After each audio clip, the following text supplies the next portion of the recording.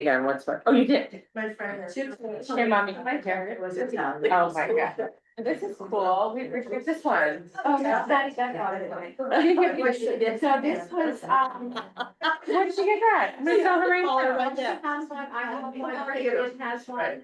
Yeah, I know. Leah Leah has has it. one, and this, no, it was. Anita too? Mhm. So Oh, this is okay. the girls' What am I weekend. gonna wear in Michigan then? Okay. Okay, thank you.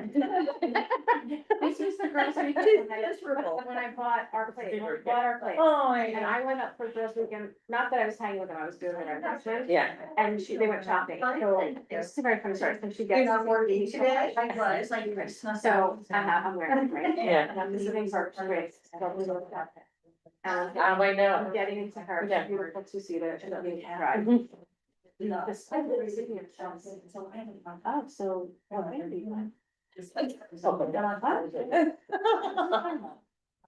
So then I realized, and here I am. Get to me, like band names. Put on. Oh. Here. They here, or they, oh, I'm like, no, it's just the girls' weekend. The tail goes by. Yes.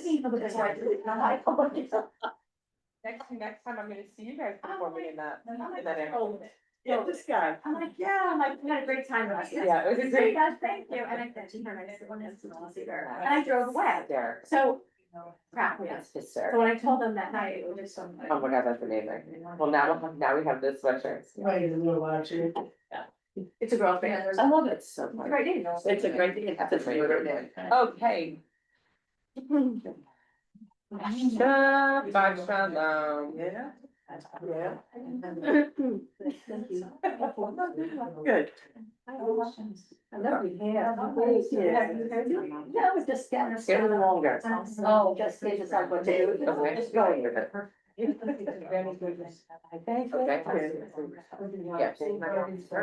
Okay.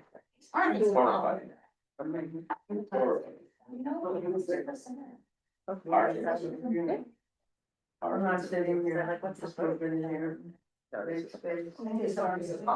You like to look at that. Yeah. And he knows like I'm not listening. Oh, Okay. Don't worry about it. What about my kids? Oh my God, no, this is bad. Yeah, but even if they say then still means that they're standing for both. But I understand that you want to. You know, under photo and everything, drive you. Then my sister that. You wanna stand with your sister, so you don't leave her by herself, you wanna stand with her, that's a beautiful interpretation. Oh, I'm sorry. I took for granted that I thought. I didn't realize you guys didn't know each other, that's my mistake. Gina, Nina, Gina, would have to be, I think you didn't know that this group. Like. No, yeah, no. I love that. Okay, hello, good morning, everybody, how's everybody? Oh, so much schmoozing. Okay, I see that. Good morning. Thank you. Okay. All right, my friends. We are having so much fun this morning. It is Shabbos and we're already on the Shabbos schmooze. So I'm thrilled to see that and to hear that. Let me just, I was schmoozing too. So let me get focused here. I am enjoying this Zoom and we're gonna get started. Thanks, Sylvie. Believe it or not, we have another great Torah portion to dive into today. And what? Any portion you don't like? That's really odd. We haven't gotten to them, but there are some goodies. There are some goodies that you really got to try hard with, okay? But I do love them all. I do love them all, but this one is absolutely fantastic. It's famous. It is famous. Yes, that is true. It's famous for many reasons. The particular reason that I want us to focus on is that I think so we're gonna focus on we're gonna read the moment of the golden calf. Okay? And we're gonna read it, but we're not gonna focus on the part that you may think we're gonna focus on. Okay? So we're gonna read about the moments of the calf, but I'm much more interested not in the construction of the calf and what the Israelites did. I'm much more interested in the moments that follow. Okay, so that's what we're gonna focus on today. We're gonna focus on the moments that follow the construction of the calf when Moses comes into awareness of what has happened. And not just Moses, but God. What is God's response to what's happening? These are some interesting questions coming up next. What is God feeling about this moment? How is Moses feeling? And we are going to really hone in and focus on what does this moment do to transform the relationship between God and Moses, and then God and the Jewish people.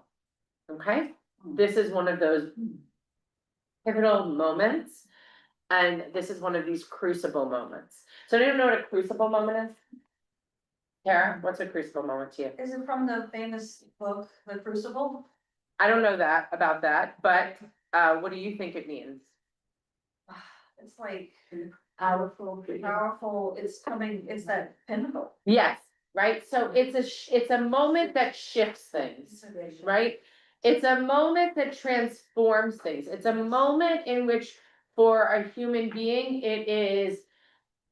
In that moment, it alters forever how they see themselves and their place in the world. Like an illumination. I love that word. That's a beautiful word. It can be an illumination, but it really is it's a turning point, but it's more so, right, it's a pivot, it's a turning point, but it's so much more than that. It's a real transformative shift in the way one sees themselves and sees their place in the world. Okay, so that's, yeah, Matt. A crucible, isn't that a drinking vessel? No. No. It is. A crucible?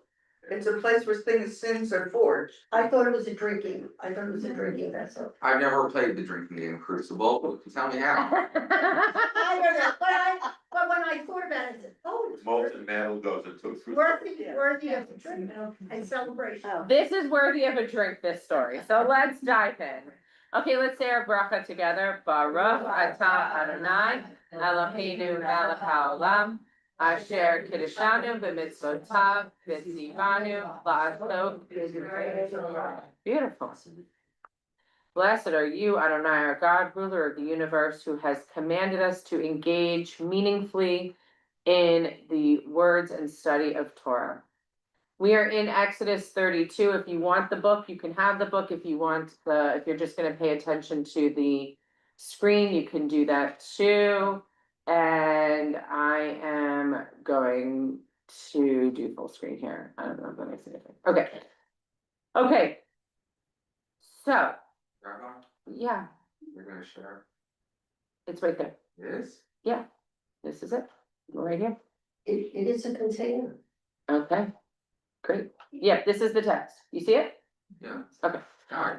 Alright, so Exodus 32, chapter 31, the final verse. Vayitena Moshe, upon finishing speaking with him on Mount Sinai. Remember, Moses has gone up to Mount Sinai. We've already received verbally Aseret Dibrot, the 10 utterances.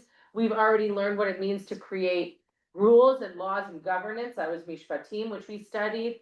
We've built a Mishkan, a holy dwelling place for God, right? We've learned all the elements that need to go into that dwelling place. And now Moses is atop the mountain. And he's going to receive physically these tablets, right? That are supposed to be housed in the Mishkan. Upon finishing speaking with him on Mount Sinai, God gave Moses the 2 tablets of the pact. Stone tablets inscribed with the finger of God. In the Hebrew, it says exactly that. Luchot ha'edut, luchot even ktuvim be'etzba Elohim, with the finger of God. Okay. Now, 1 chapter later. When the people saw that Moses was long in coming down from the mountain, the people gathered against Aaron and said to him, "Come, Make us a God who shall go before us. For we do not know what has happened to Moses, the man who brought us from the land of Egypt. Aaron said to them, take off the gold rings that are on the ears of your wives, your sons, your daughters, and bring them to me. And all the people took off the gold rings that were in their ears and brought them to Aaron. This he took from them and cast in a mold and made it into a molten calf. And they exclaimed, this is your God, O Israel, who brought you out of the land of Egypt. When Aaron saw this, he built an altar before it, and Aaron announced, tomorrow shall be a festival of God. Early next day, the people offered up burnt offerings and brought sacrifices of well-being. They sat down to eat and drink and then rose to dance. Vaydaber Adonai Moshe. Lech red ki shichet amcha, asher ha'elita me'eretz Mitzrayim. God spoke to Moses, hurry down. Listen to this language. Hurry down. For your people whom you brought out of the land of Egypt have acted basely. Basically mean bad, Badly, sacrilegious. not a good way. Yeah, debased, right? Like, Debased, yeah. okay. What do you find, Parsha? God's putting it all on Moses. You led them out of Egypt. These are your people. Fascinating. Wow, right? Pretty fascinating. This is amazing. This is now like this is an interesting moment. This one line is going to be really important as we think about what happens next. Okay? God speaks to Moses, hurry, go. Your people, right? You brought them out of Egypt. They're acting in the wrong way. They're doing something sacrilegious. Go. Sorry. And also, when originally he said left Lacha to Abraham, it was like, take your stuff. And now he's saying, wait, go take all your people, all 600,000 of them. They're, it's. Very interesting. Left, right, is hurry fast. Left, raid, run, right? So Run, versus go left down. Lacha. Yeah, Yeah. raid is actually Yeah. go down, left, raid. So it's interesting that you bring up left lacha, right? Because it's the same, it's the command form.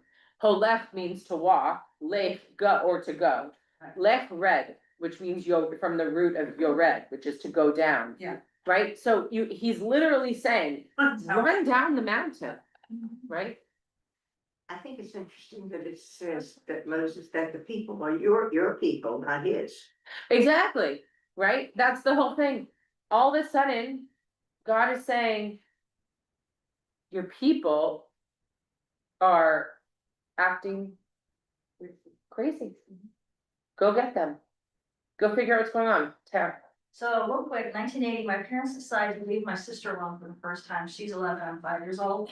They're like, don't touch the stove, don't make phone calls, spend any one cost, we're in the shower, all the rules. So my sister, who's 11, decides to call her friends. I decided to make popcorn in a big pot. Oh, God.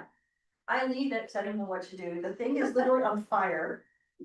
My neighbor sees it and they come home and my mom says to my dad, you said they were ready. You said they can eat. We can't even go out to eat. And so we knew what to do. We obeyed them like, yeah, we'll be good, we'll be that. And as soon as we were left alone, like the people were left alone, we got some shenanigans. Because all we knew was mommy and daddy are always there. We have that safety net. Mom and dad, they're in the yard, they're doing laundry, they're always around us. And all of a sudden we're left alone. Like the people, they're out of Egypt, they didn't know. Yeah. And so now they're just like, oh, let's go crazy. I want, Like college freshmen. right, okay. So, wait, so first of all, I want everyone to hold Tara's story within, because I think it is a beautiful sort of visual. When we get back to the moment when God and Moses stand together, because there is, and when we think, the first reaction that we want to say is, look at these awful people, right? They have no gratitude whatsoever, right? They were brought out of slavery. They're in the wilderness now. They have no gratitude for being brought here. You can absolutely make that argument. God, Sylvia, I see you. I'm going to come to you next. The next point, though, is you can also make the argument that they are children. That's They are- my argument. Oh, please don't. Oh, God, Sylvie, In fact, it was Tara, but you know what? Please, Sylvie, wait. You stole this from me. Oh, yeah. Let's have a child, let's have a childlike fight about it. That's what I was thinking, that we were children, and Right. he's our parent, this is the whole thing, and he's trying to make it their responsibility or our responsibility, not for him to do it, which is parental. Well, and the other piece that I would say too is that it's also, it's not even that Moses was their parent per se. It was, Moses was their safety net, was their everything, was their guide. They didn't know where to go. They wouldn't know where to get up, when to turn, when to, they don't speak directly with God. Like, they have zero direction. That he is their everything. So- Well, yeah, Is this maybe why they made them walk around the desert for 40 years? To try to among other things, yeah. get, Yes. get them to have Yeah, to a grow. mind of their own, What- get out of the Yeah. mind of slavery and start to be able to take care of themselves. Absolutely, because if you all know the geography of Israel and Egypt, it'll take you 40 years. Even to walk there, even at my pace, it wouldn't take you. 40 years. Okay, like, it's not that far. But it is far. Emotionally, intellectually, and spiritually for them, it is far. Because if you can imagine what their lives were like in Egypt versus what the Torah and God is expecting of them, and what we as a people were, I would argue, even eventually expecting of ourselves, to be able to shed the weight of slavery and the identity of slavery takes enormous time. And it's not an overnight. I saw over here and then Hilda. And then I Scott. think Aaron stoked their fears, That's what like a child. When they don't see their child has a fear of abandonment. Hmm, Aaron was a And baby. the fact that it also Not a demonstrated, good one. it also demonstrated that they, with everything that happened previously, still lacked faith. Hmm. Or haven't developed it yet. Yeah, right. Okay, Hilda, then Scott, then Dina. Moses was up there for 40 days. They didn't know if he was even still alive and coming down, 100%, you know? right.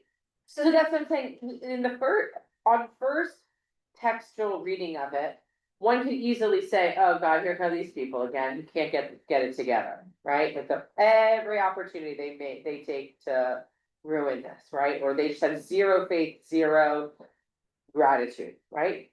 But when you start to dig a little deeper and you start to realize, even for Aaron didn't sign up to be a leader of the people, to lead them out of Egypt and go before Pharaoh. Aaron was just anointed to be the high priest. Aaron could be in a position of like total shock of what does this actually mean? Like, I was just here to accompany my brother and speak for him because he doesn't speak so well.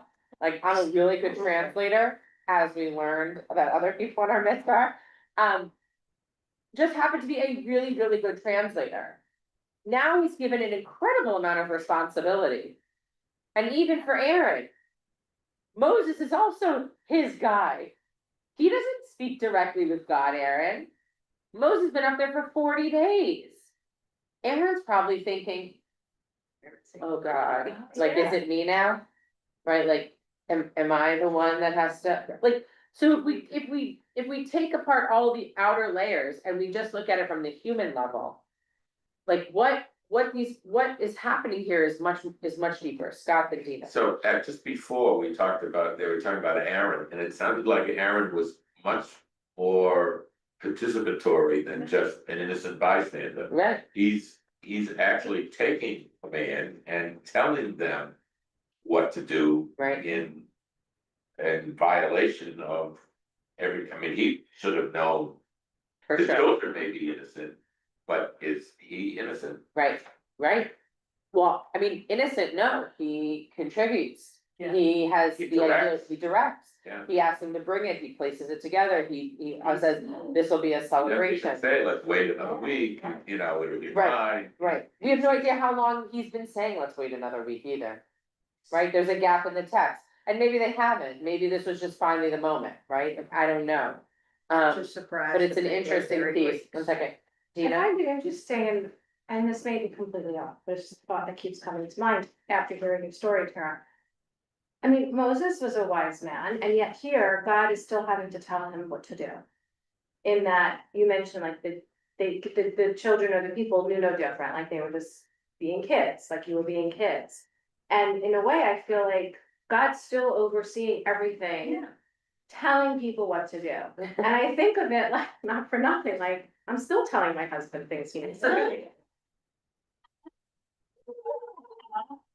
Listening as if I'm like, so I find it just interesting that even Is he Moses. Moses? Is he Aaron? Is he the people? It's God to guide him, like he still needs that Yeah. figure to guide them. Yeah, yeah, I disagree with you. but no, I think I saw Bobby then. One of the interests that I read was that Aaron was stalling for time Mhm. to give Moses some more time, keep the people busy and give him more time to Yeah. get down. Yeah, there's, Yeah. believe me, the rabbis have a field day with this. Okay, Margaret, and then we're gonna keep going. I agree, but I just think it's interesting that these women wanted that calf so much of the gut that they gave up their jewelry. Margaret. You gotta be really desperate. Margaret's not convinced that this was. In the previous section, last week, we read that whoever was so willing would give up their Right. gold and their jewels and everything. So there still was quite a lot left if Yeah, they had enough, so it wasn't all given up. Yeah, And if there were all these rules in the beginning, again, it seemed to me like it was out of order to have them give everything up and then go back and put their jewels into this. It just didn't, yeah. maybe it should be the other way around. That you could, there's a whole other interpretation of timing and sequence, but, all right, let's look here for a second, let's keep going. They have been quick to, this is God is still talking. They have been quick to turn aside from the way that I enjoined upon them. They have made themselves a molten calf and bowed low to it and sacrificed to it, saying, this is your God, O Israel, who brought you out of the land of Egypt. God further said to Moses, I see this as a stiff-necked people, Am Kasher Ora. Now, so good. The atat, okay, now, let me be, that my anger may blaze forth against them, and that I may destroy them and make of you a great nation. You ready?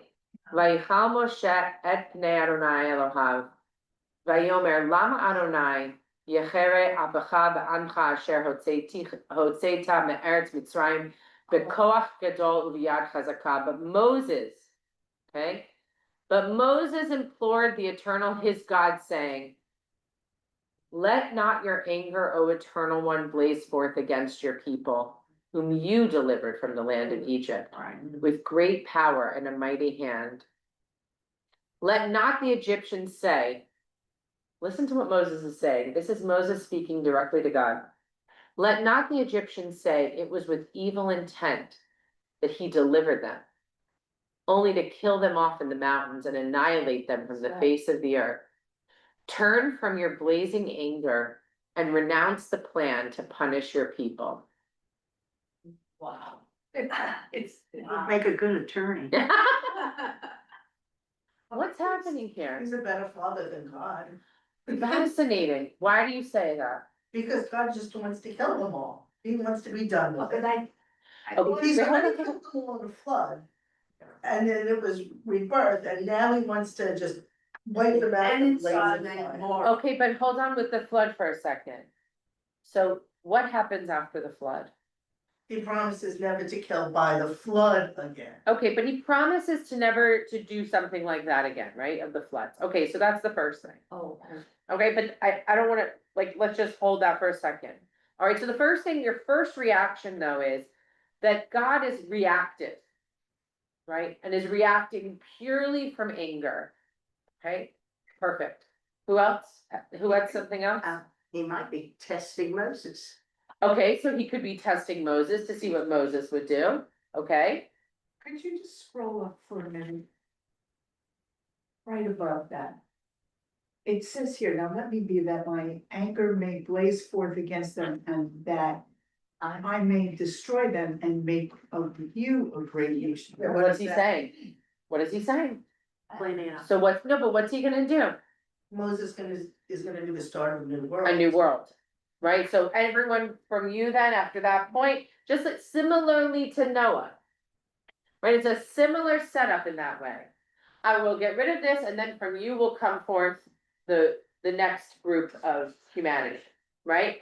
So. Basically, we'll get rid of this group, and then from you, a great people, we'll start again. Does Moses have a wife? He does. Yeah, he does have a wife, and he has children. Like, so. But aren't they gonna be part of the people down below that are? Moses is hoping not, but. I mean, He doesn't say I'm gonna destroy them all except for your he family. does not, no, not clear, not clear. Alright. So, but what could be clear is that is also with Moses' response, like, whoa, whoa, whoa, whoa, whoa. Like, my kids family's are- down there, Yeah. Yeah. and all my people are down there, cause this is my whole family, Right. right? Okay, Jack, Can you hear me?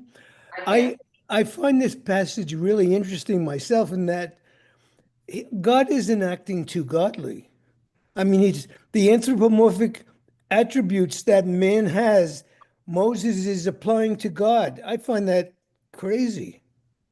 This is literally one of the most incredible sections of Torah when we think about the divine. Right. That is why we are gonna sit here and dwell in it, because it is so profound. And our commentators have so much to say about it. And I want us to keep moving a little bit so that you can see the rest of the scene, because this is truly one of these amazing moments in Torah. Because up until this point, and then moving forward, we start to see a little bit of God, but the truth is everything is like, and now tell the people, and God did this, and this, and this, and this, and this. This now, it's as if we're standing in God's living room, in God's, family room, which is him and Moses. Yeah. Right? It's an anger management. Right, he's an anger management class. Well, let's see what happens. Let's see what happens. I can see this as an experiment with God, because God has made mistakes all along, as with the flood, etc. Except now it's a learning process for God as well. This whole experiment with earth and life and all is new, I think. I mean, So from the let's- interpretation of it. Yes, to a certain extent, yes, let's keep going. Zachor la'Avraham Yitzchak Yisrael avadecha asher nishbata lahem. Remember your servants Abraham, Isaac, and Israel, how you swore to them. Who is speaking here? No, Moses, right? Moses continues. Usually, right, it's different. Usually it's the opposite. Okay, remember your servants, Abraham, Isaac, and Israel, how you swore to them by yourself and said to them, I will make your offspring as numerous as the stars of heaven, and I will give to your offspring this whole land of which I spoke to possess forever. What is happening here when you think about the dynamic and the power dynamic? It is swapped. Okay, Moses is pulling in his place, but it's also like, it's as if the child is repeating back to the parent, this is what I've always heard you say to me. Right? No parent here has ever heard that, right? Your child say, well, what you always say, right? Remember your servants. Remember this lineage. Remember your promise to them, your covenant to them. It's like when we say the Amidah, we always refer back to our ancestors. Remember these people who you loved so much, and Moses is doing the reverse same thing. Exactly. And usually a lot of that, Like Abraham, those it's the prayers same come thing. from Arguing. Well, so I don't see it as an argument here. Really I see Abraham was much more, there was a different vibe. I want us to keep going because I want us to analyze what we believe, how Moses is speaking. Is Moses yelling at God? No. I don't hear that. I hear it as this is a very powerful moment. Moses is standing before God who just said, I'm gonna obliterate this people. And Moses knows that he can just go like, obliterate, and it happens, right? yes, and but he also has, there's a gentleness, but a quiet strength here. Because Moses is straddling the line to say, if I mess up here. Yeah. If I don't convince him, right? Like there's a delicate balance here, but there's also an incredible intimacy here between the two of them. Absolutely. Okay, right? And then it says, okay, now here's what happens. V'yinachem Adonai el hara'a asher diber la'asot lamo. And God renounced the punishment planned for the people. Pretty big. Here's a really interesting moment. What's missing? What's missing between this verse and this verse? God saying, okay. God speaking. God acknowledging to Moses. God doesn't say, you know what? You're right, you're right. Oh, this is. Dina is down with this conversation, okay? Never happens. All right, here's the thing. But it says renounced. It says renounced, and renounced is a. He just did it. Is it either verbal or? Yeah, I mean, yes, he renounced and I'm not gonna do this thing, right? He renounced. But there's an interesting piece here where usually there's a dialogue between the two. Moses is the main speaker in this moment. Where usually God is the main speaker, right? God says to Moses, do this, this, this, and this. God says to Moses, do this, feel this, whatever. Here, Moses is the main speaker. And God acknowledges it by renouncing the punishment. But there's this little moment, whether it's just like when you're having a conversation with someone that you know so well, you don't even need to say the words and they know what you mean. Oh, yes. There's a powerful moment here where we could assume that the gap in dialogue here is like there is a unspoken language because of the closeness that they have and this relationship that they have formed, that it's unspoken and Moses understands and God understands. You don't see that necessarily in other relationships between God and another in the Torah. And it's really a very beautiful moment that sometimes you just read through like, I will do it, I speak to you, possess forever. And God renounced the punishment plan for Israel. Oh, wait a minute. Right? There's a lot that's being said here without any words being spoken. It's that gentle nod that like Marsha, like, right. Really, like, yeah. Noted, right? You're right. There's an interesting heart language, unspoken language that's happening right now. Let's continue. Yeah. Thereupon Moses turned and went down from the mountain, bearing the 2 tablets of the pact, tablets inscribed on both their surfaces. They were inscribed on the one side and on the other. The tablets were God's work, and the writing was God's writing, incised upon the tablets. When Joshua heard the sound of the people and its boisterousness, he said to Moses, "There is a cry of war in the camp." But he answered, "It's not the sound of the tune of triumph or the sound of the tune of defeat. It is the sound of the song that I hear." As soon as Moses came near the camp and saw the calf and the dancing, he became enraged. And he hurled the tablets from his hands and shattered them at the foot of the mountain. One second. He took the calf that they had made and burned it. He ground it into powder and he strewed it upon the water, and so made the Israelites drink it. Really good for you. Moses said to Aaron, "What did this people do to you that you have brought such great sin upon them?" And Aaron said, "Let not my Lord be enraged. You know this people is bent on evil." They said to me, "Make us a god to lead us, for we do not know what has happened to Moses, the man who has brought us from the land of Egypt." So I said to them, "Whoever has gold, take it off." They gave it to me, and I hurled it into the fire, and came out this calf. Moses saw that the people were out of control, since Aaron had let them get out of control, so that they were a menace to anyone who might oppose them. Moses stood up in the gate of the camp and said, "Whoever is for God, come here."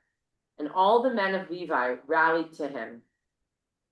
He said to them, "Thus says the Eternal, the God of Israel, each of you put sword on thigh, go back and forth from the gate to the gate throughout the camp, and slay sibling, neighbor, and kin." The men of Levi did as Moses had bidden, and some 3,000 of the people fell that day. It's craziness, guys. And Moses said, "Dedicate yourselves to God this day, for each of you has been against blood relations, so that a blessing may be bestowed upon you today." The next day Moses said to the people, "You have been guilty of a great sin, yet I will now go up to God. Perhaps I may win forgiveness for your sin." Hold on. Moses went back to God and said, "Alas, this people is guilty of a great sin in making themselves a god of gold. Now, if you will forgive their sin, well and good, but if not, erase me from the record that you have written." And God said to Moses, "Only someone who has sinned against me will I erase from my record. God, go now, lead the people where I told you. See, my angel shall go before you, but when I make an accounting, I will bring them into account for their sins." Then God sent a plague upon the people for what they did with the calf that Aaron had made. Then God said to Moses, "Set out from here, you and the people that you have brought up from the land of Egypt to the land of which I swore to Abraham, Isaac, and Jacob, saying, 'To your offspring will I give it.' I will send an angel before you, and I will drive out the Canaanites, the Amorites, the Hittites, the Perizzites, the Hivites, and the Jebusites, and a land of flowing with milk and honey. But I will not go in your midst, since you are a stiff-necked people, lest I destroy you on the way." When the people heard this harsh word, they went into mourning, and no one put on finery. And God said to Moses, "Say to the Israelite people, you are a stiff-necked people. If I were to go in your midst for one moment, I would destroy you. Now then, leave off your finery, and I will consider what to do to you." So the Israelites remained stripped of their finery from Mount Horeb on. And now Moses would take the tent and pitch it outside the camp at some distance from the camp. It was called the tent of meeting. Whoever sought God would go out to the tent of meeting, and that was outside the camp. Whenever Moses went out to the tent, all the people would rise and stand at the entrance of it and gaze after Moses until he had entered. And when Moses entered the tent, the pillar of cloud would descend and stand at the entrance of the tent while God spoke with Moses. When all the people saw the pillar of cloud poised at the entrance of the tent, all the people would rise and bow low at the entrance. God would speak to Moses, panim el panim. This is really an important moment. God would speak to Moses face to face, as one person speaks to another, and he would then return to the camp. But his attendant, Joshua, son of Nun, would not stir out of the tent. And Moses said to God, "See, you say to me, lead this people forward, but you've not made known to me whom you will send with me. Further, you said, I have singled you out by name, and you have indeed gained my favor. But if you truly gain my favor, pray, let me know your ways, that I may know you and continue in for your favor. Consider too that this nation is your people." And God said, "I will go in the lead and will lighten your burden." What is happening? So to me, when Moses destroyed the 2 tablets, there were actually 3. And then Moses said. Okay, Mel. And then, God didn't want to give us 3 because he was pretty PO'd. Right, okay, Mel Brooks, there's the Mel Brooks moment. Yeah, Someone had to do that one. there you go. What's happening here? So much. I know. God is so, like, and I've been this way with my kids, God is so angry. He'll only speak to Moses and he won't speak to the people, and he says to Moses, "Now it's your turn, you deal with that."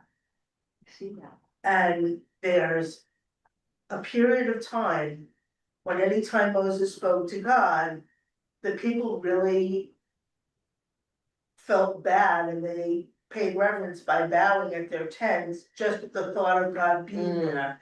They were so grateful that God was still there. Yeah. And Moses has now got the weight of everybody and he's really struggling with it. Beautiful. Think about this in terms of take away sort of like the big names, right? Like that, like really try to distill this down. What lesson occurred here between Moses and the people, God and Moses? What, if we're looking at this from like an educational lens, what lesson were the people being taught, Dory? I think when he, God, he's fighting for his people. And then he goes down and it's one thing to fight for people you don't see. And then when you see what they did, like, and then you yourself have to punish them. That's a very, I wanna say bravura kind of thing, punishing someone and then having people kill their own people who are, let's say, the major party players who are really celebrating, it's very, very, here he begged for their forgiveness and then he's like, oh no. That, oh my gosh, were you right? It's very, how can I say this? It's very like, not humiliating, but you become, just, you take on a different sense when you've gone through that. Yeah, I think it's such a for the sequence and the sequential order of this is really amazing. And I think it heightens the part one of the takeaway. For Moses in the beginning, don't just obliterate this people, right? Like I need to get down there and see for myself, right? Like, or he doesn't, he just is like, don't do it, right? Like and he goes down and he sees for himself. In that moment, he makes a leadership choice. He makes a decision as the leader of the people. And he assesses the situation and he goes, you know what? This isn't right. What's happening here demands consequences, right? We think about this in terms of actions and consequences. And for Moses in that moment, he makes a decision that in order for us to move forward, that these people have to understand that actions have consequences. They've just received these 10 commandments. They need to understand that we have to abide by them. He's not willing, though, to get rid of all the people. How do they know they got the 10 commandments? He just came down. Because it was spoken. The Shemot in Yitro a few parshas ago, they heard them. That's why the Aseret Dibrot. This is now the physical tablets that then he wrote the whole Torah, right? But he wrote them all down. But they've heard it. And they all said, Naaseh v'nishma, we will do and we will hear. We will follow these commands. Right? And then they don't. But for these people who are still in the process of learning and figuring out what all is happening and what does it actually mean to follow a commandment, right? Not just an order by their taskmasters, right? Different. What's happening here though is that Moses is making the decision. Moses doesn't also leave it to God to get rid of the people. This is a really interesting leadership moment for Moses. And then he goes, and then he doles out the consequence, the punishment. And then what he does is he goes back to God in the tent of meeting. And he goes, let's talk this through. Because what I heard you say. Yeah. Well, but it's like you hate when your kid does something wrong, you hate being right. You know what I mean? Like you, this. Yeah, and it's also like, oh my gosh, like, these are my people. And but what he says to God is really real, because God says to them, you know what? Take it from here, Moses. Right? Like, I'm just taking a big giant step back. I'll let my angels lead you. Yeah. But he also reminds God that these people are God's people. Well, that's what I'm saying. I mean, it's not Moses' people, it's God's people. Well, right, so Moses does that. But first, God says, you know what? Like, I don't know if I can do this. Because my first instinct is just when they rally up against me and they can't see, just get rid of them, move on, right? Like that's my initial, God is sharing with us what God is understanding about God's self. That's really interesting. The second thing is that Moses is saying, but wait a second, wait a minute. You told us from the very beginning that you were going to walk with us, that you were going to guard us and protect us and take us to the promised land. And you didn't just promise us, you promised our forefathers that this would happen. You can't step out. You can't send us on our own with some angel. That's not what we're doing. We're not following the angel. We're here to follow you. You made that covenant with us. I'm reminding you of the covenant that you made with us. And God says, what does God say here again? You're right. I will go in the lead. I will lead you. You have to be reminded. Right? He had to be reminded. He had to be brought back to center. Right? We can't always bring ourselves back to center. We can't always bring ourselves back to the place of perspective.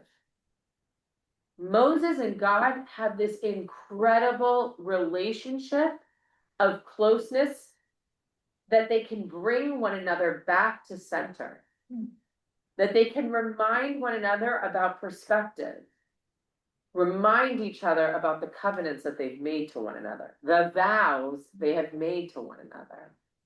Does anybody else in the Torah have that? You know, I think to some extent Abraham had a little bit of that in a different way, because they're not leading this huge, it's a very different relationship between God and Moses. Cause this sounds incredible. Never like this. No one sees God panim al panim. No one engages with, like, this is a beautifully vulnerable, intimate moment between God and Moses. And what it does here, that, like, we'll look in a moment at the sources, because I want to look at the sources while we have the next 15 minutes, is that the commentator, like the rabbis, stop and pause here too, because they're like, whoa, this is something very special. And it doesn't just stop here.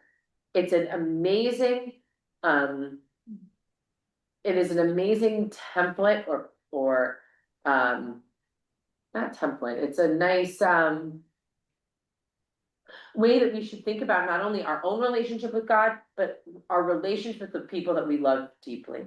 That's what I'm thinking, yeah. Well, it Right? typically takes a circumstance or something happening to have those people come back together to reorient. Yes. So I just want to do this one line, and I'm gonna give me 1 second. I just want to. I just wish we had like 2 hours. That's what this department, this is what it needs. Basically, okay, so Moses says, I need more from you. Like, I need to see you.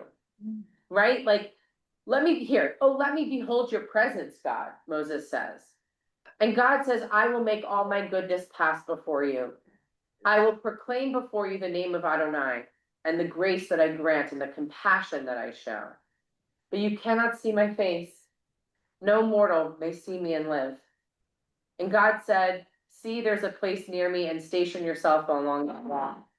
And as my presence passes by, I will put you in a cleft of the rock and shield you with my hand until I have passed by. Then I will take my hand away and you will see my back, but my face must not be seen. And how did they do face to face before? So that's the beautiful interpretation that the rabbis have, which is that it wasn't necessarily face to face. What that face panim al panim means that they truly saw one another. Essence, Like soul to soul, panim panim, soul to soul. The artist had their heyday with this thing. Yes, Maddie, go ahead. You asked the question a while back, what's the lesson here?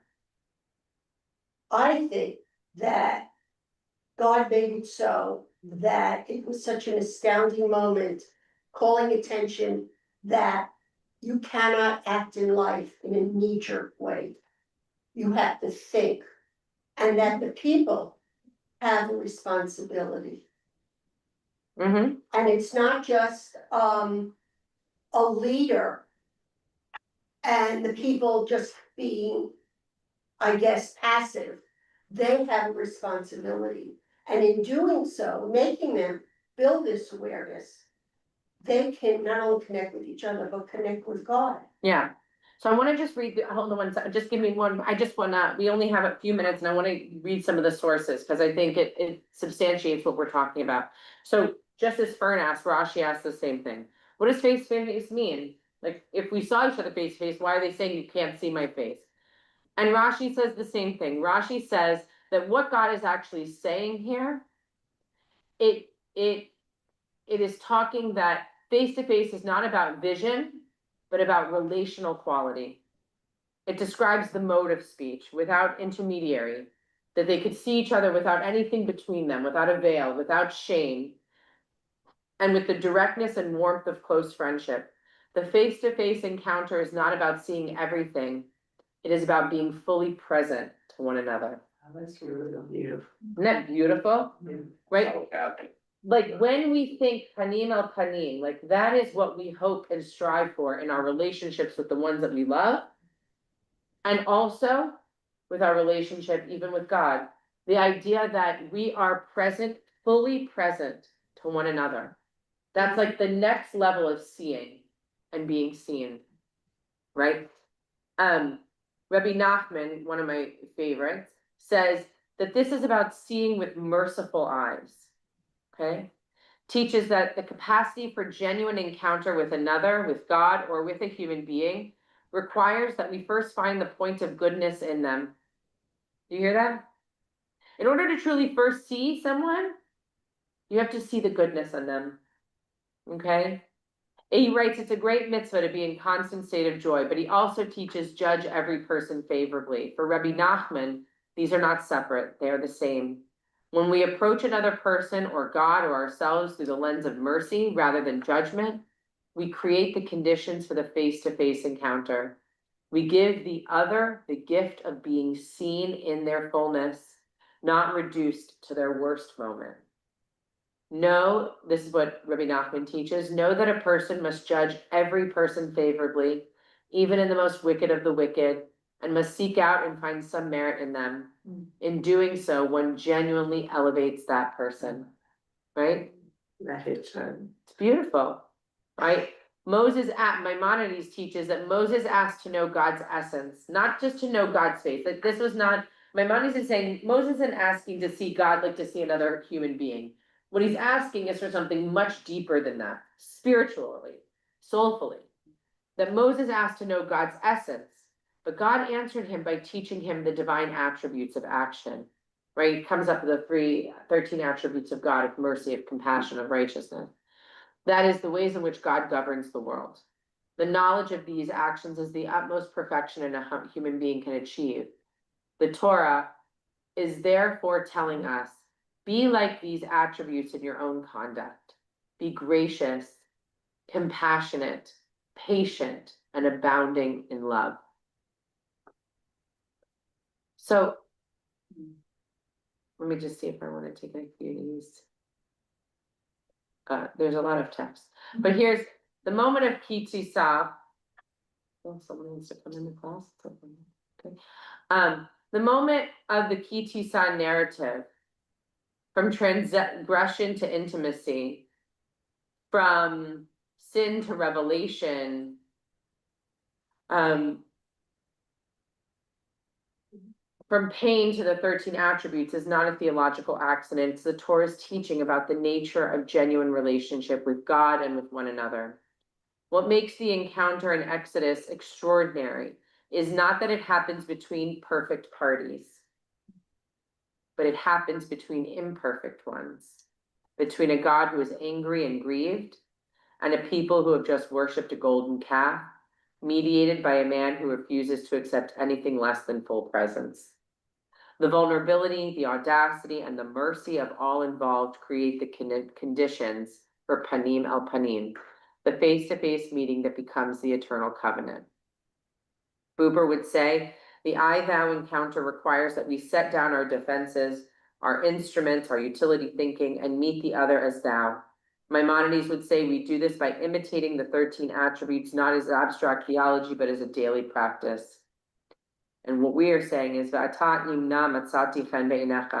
the section that we just read, if I have truly found favor in your eyes, hodieni na et derachecha, teach me your ways so that I may know you. May we always have the courage to ask for more closeness, more truth, more mercy, and may we find ourselves like Moses, sheltered and truly seen. Right? This moment that we first and foremost always think of as this grave sin transgression, this ugly moment in our Torah, what it brings out for us is the learning that each and every one of us has the ability to panim al panim, to see face to face with the people in our lives that it truly matters. Also, to strive to see the goodness in others.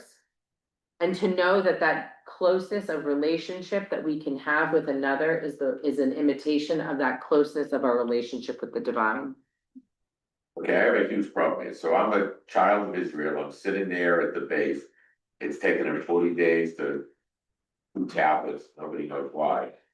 And they come down and the solution to the problem is to kill 6,000 people, which is exactly what they had in Egypt before as slaves, that they were ruled by violence to be a slave in Israel. And now you're telling us there's 12 attributes of God, that he's so wonderful and we should love him after he just slaughtered 6,000. 3,000, I think, but okay, 3,000. 3,000, and it's the Just one. slaughtered anyone. What? Slaughtered one person, you know. Okay, so I hear what you're saying, but here's the thing. They were very clear about what you're supposed to do and what you're not supposed to do. Are there rules? Do you follow? Do you follow laws in your daily life? Yeah. Do you know the consequences if you don't? Yeah, of course. No, I'm not being rude, I'm being serious, Yeah. right? Like, do you know that there are consequences if you don't follow the rules that are set Sounds like it forth? wasn't just 6,000 people that gave, 3,000 people that gave up their gold and worshiped, it was the whole. Well, we don't know, because, so what he did say though was, it did say it was the whole, but what he said was, if you still believe that this is the God that you wanna worship, and you still are committed to idol worship and worshiping this calf, and you don't believe in the God that is the one that those are the people that respond. I got it. Right? So it's a very different thing. It's not the flood moment, just wiping it all out. And in fact, God doesn't enact the punishment. Yeah. Human beings do. The judges of the community, the people who are given and granted the ability to govern, there's a set of laws now. You're not supposed to make an image. They made it very clear. Right? There are rules and there are consequences. Now, and that level of judgment and consequent and punishment is one of antiquity, right? But the Torah is teaching us something very different there. God doesn't just inadvertently go and do that. Moses goes down and as the leader of the people makes a decision that in order for us to move forward, if we say you can't make an image and bow to idols, and they do that, and we don't show and exact the punishment, So then what are we he gave those doing? people the They ability gave them a to choice. repent. Do you not wanna And do? those that didn't repent. And those that did repent, and they did. Not only did they repent, they mourned, they ripped their clothes, they made a decision from this moment forward, we will not adorn ourselves with gold. Because it takes us back to that moment. They engage in tshuva, and what do we always say? If somebody forgives you, you have to forgive them. The powerful piece of this though, and we didn't read the section because we were running, but it's Adonai Adonai Rachum B'Chanu, Erech Apayim V'Rav Chesed. We say it every year at the Holy Days, right? God, Adonai Adonai, you are a God full of compassion and mercy. It's the prayer that God says to God's self, to remind God's self to not act out of anger. That in the Talmud it's recorded that God prays to God's self, to remind God's self not to act out of anger, to take a step back. God here takes the step back, by the way. Moses going down the mountain and seeing the people makes a decision as the leader of the people that I can't just let this one go. I will give those the opportunity to repent. But those who are saying this is my way, okay, there's a consequence, right? But here what's really that was so profound is that even after that moment, Moses doesn't say, look what I did, God. I enacted the judgment. He doesn't. He goes into the place of prayer, into the tent of meeting, stands before God and says, I want to know you even deeper. We have a commitment and a covenant to one another that is far more precious to me. And in order for us to do the thing that we have set out to do, which is lead this people to the promised land, you've got to commit to me that you're going to follow through on your covenant. Don't start pulling this with me that when things get hard, you step out. Don't come at me and say, you know what, these people are stiff-necked and I'm going to leave you with my second in command and have at it, Moses. Moses says, that's not good enough. We'll stay right here. and we will not move forward. You have to follow through on your covenant. And God says, I will follow through on my covenant. It's a profound moment in their relationship, in the leadership of the people, in so many different ways that the people understand that their actions have consequences, that God understands that when things get hard, you can't step out, that Moses understands I'm willing to do the hard things. And I'm also, God, I am a member of this covenant and a partner of this covenant, and I demand to know you better. I won't just receive orders from you. I demand to know you better. It is a powerful lesson for all of us when we think about our relationships with others, when we think about the gift of a relationship that we can give ourselves with the divine, is that we have the power to ask the other to say, I want to know you in a deeper, more meaningful way. That with our vow and our covenant to one another means that we will know and understand and see one another in ways that will make us ever more connected and to live the covenant that we promise to each other. That's our gift on this Shabbat. Shabbat shalom, everybody. Shabbos, everybody.